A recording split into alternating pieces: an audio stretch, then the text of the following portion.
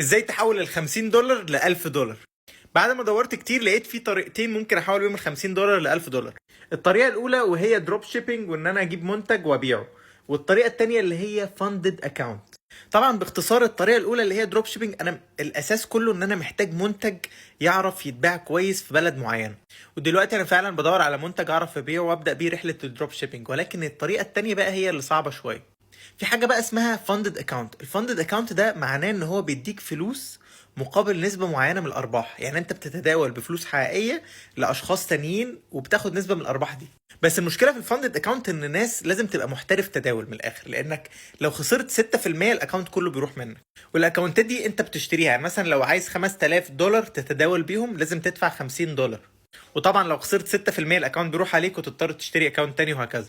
المهم بقى ان انا قررت اتدرب عشان لو كده اشتري اكونت واحد من ده واجرب حظي فيه. هبدا كده ازاي؟ هدوس على اللينك ده وهدوس على اخر لينك بيديك فلوس وهميه تتداول بيه.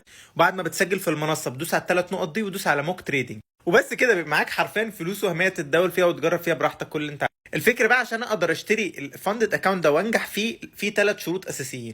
اول حاجه عشان انجح في التحدي لازم اجيب 9% ارباح. تاني حاجه ان انا ما اخسرش اكتر من 3% في اليوم. تالت حاجه ان التوتال الخساره بتاعتي على المدار الفتره كلها ما يعديش 6%. لو عديت التحدي ده بيدوني 5000 اتداول بيهم، والارباح بقدر اخد 90% منها. في مشكله صغيره بقى ان في شركات كتيره نصابه، يعني انت بعد ما بتعدي التحدي ما بيدكش الفلوس اللي انت المفروض تاخدها.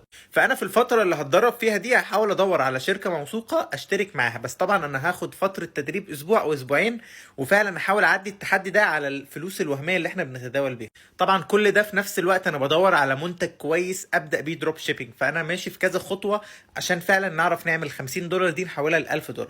طبعا ما تنسوش ان احنا حطينا $50 في عمله وفي $28 في عمله تانية. العمله التانية دي ربحت بس انا مستنيها تربح 10 اضعاف.